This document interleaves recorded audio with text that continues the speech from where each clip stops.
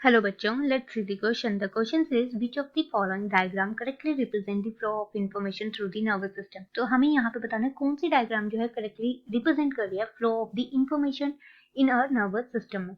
तो अगर हम सबसे पहले बात करें अपने फ्लो ऑफ इंफॉर्मेशन की, तो ये सबसे पहले कहाँ से स्टार्ट होती है? ये स्टार्ट होती है from the receptor.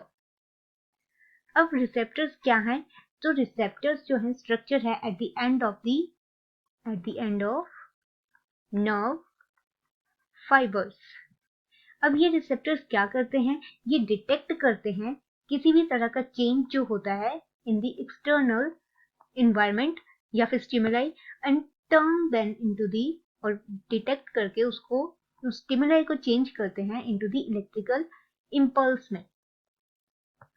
And then ये जो रिसेप्टर है ये स्पेशलाइज हम बोल सकते हैं एक तरह से सेंस ऑर्गन है हमारी बॉडी में. For example I and skin.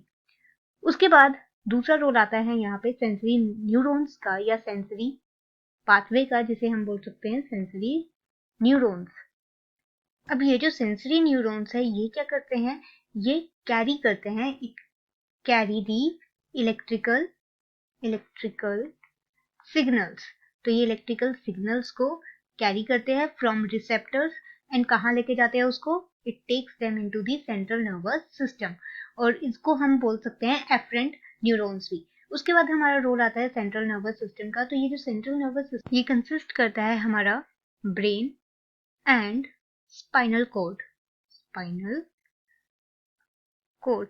तो यहाँ क्या होता है? ये इंफॉर्मेशन प्रोसेस करता है एंड देन मोटर न्यूरॉन को इम्पल्स भेजता है.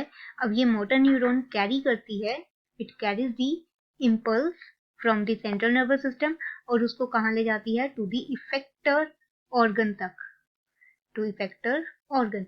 और इसको हम इफरेंट न्यूरॉन भी बोलते हैं. अब इफेक्टर न्यूरॉन क्या होगी? इफेक्टर क्या होगा? ऑर्गन हमारा. तो ये कोई भी मसल्स हो सकती है या हमारे ग्लैंड्स हो सकते हैं which works in response to that stimulus.